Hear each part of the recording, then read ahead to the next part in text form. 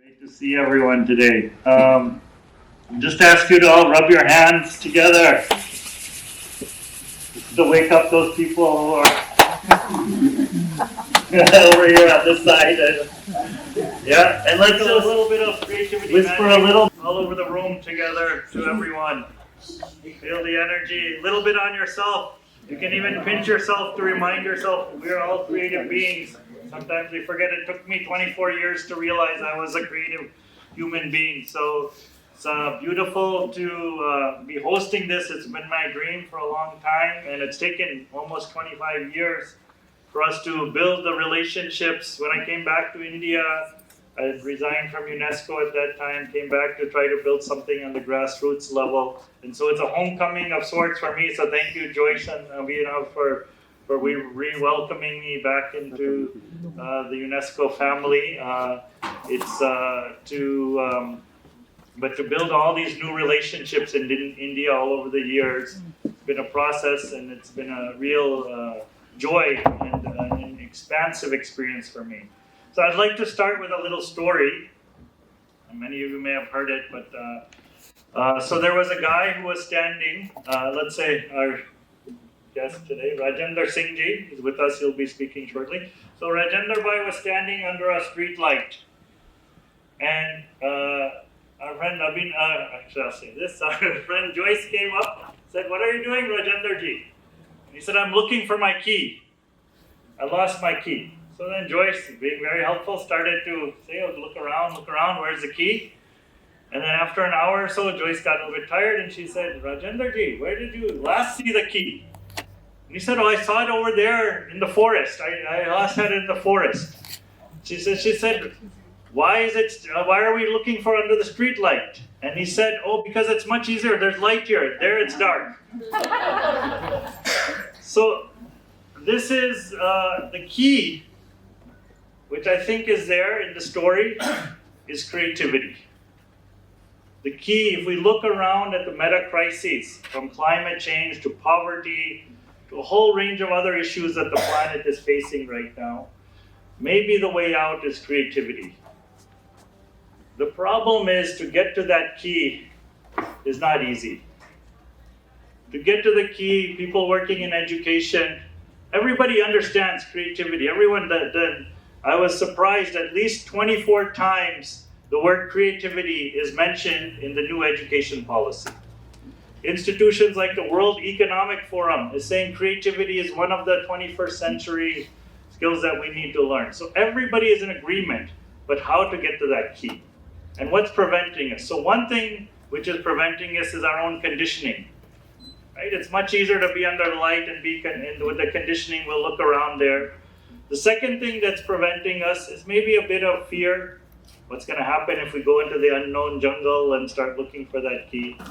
Maybe the third thing is a little bit of, maybe, I'm going to call it being too comfortable, a little laziness, a little bit of, it's hard work to go into the jungle and try to create that and move our systems and our lives. It might even require some disruptions in the way that we are doing things today.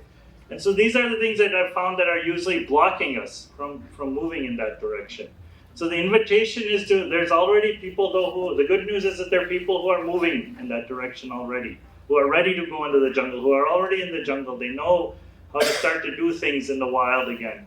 And so maybe this is the way to kind of connect those with people and institutions who understand that this is the need of the hour, with people on the grassroots who have been innovating and doing many things around creativity. So this is part of the meaning behind the consortium, is to bring together these things of innovators with people who are having resources, with people who are institutions, to actually see what we can create together in the world. And maybe that itself it's a very fragile creative process to bring all of these different egos together, all of these different agendas together to see what can we actually do together. And as we think about, part of my work is also in the world of complexity, complex challenges. So one of the things that's been a learning edge for me in the complex challenge world has been that you cannot solve a complex challenge on your own. You need others, and not only others, you may even need the people you think are your enemies to work on that challenge. You may people who who we've been trained, oh, those are the bad ideologies, those are the bad people. You may need all of those people to come together to actually work on the challenge. So that is a real learning edge to how do we build the soil for that, how do we build the relationships for that, how do we open our hearts again for that challenge. That is something that also, this is an exploration. Because these days, you say one thing, somebody gets triggered. Right? And so how do we move beyond that and creating a different kind of space of co-creation? That's part of this invitation to all of you. When I think about creativity, we talked about this a little bit yesterday. So there's 3 direct areas where creativity is really showing up in the world. So creativity in arts and culture, which everybody is well aware of, I think. And actually rebuilding, re-evolving our culture, moving it to different ways, and particularly this mix now of local and global culture, which we are all experiencing. What does that start to look like in the future? The second is creativity and healing, which is several people here are doing amazing work on how creativity can actually heal us. I meet a lot of psychologists, therapists, and I said that, mental health now has become a big issue in the world. And I said, at the end of the day, you're not getting to the core, the root.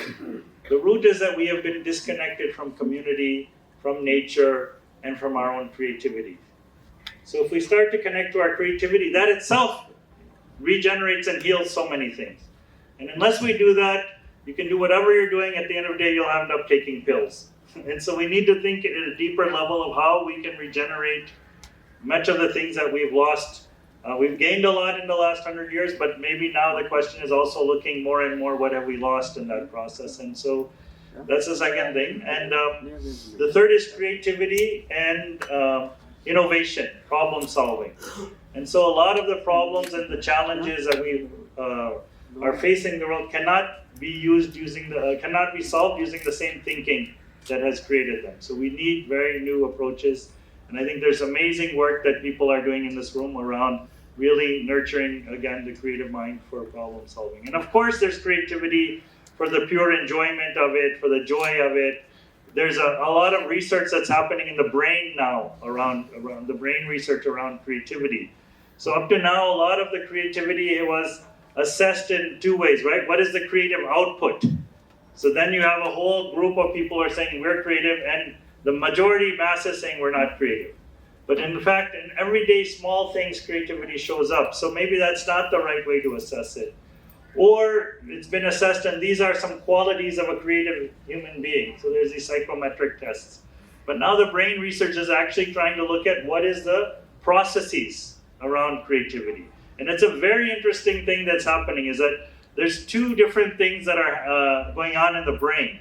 So there's a process of like part of the brain, which is our daydreaming brain, our chill brain, and that those of us who are everyone, when you do something, when you're in that state, new things pop up. And then there's a part which is very methodical, planned part of the brain. You can see activity happening. And that is also integrated, that is also very deeply connected to creativity. And in the brain, usually these parts don't interact. But around creative acts, creative processes, these things start interacting. And it's a very interesting thing that there's a lot of stuff happening in it. And that's something maybe which can help open up again the conversations and explorations around creativity.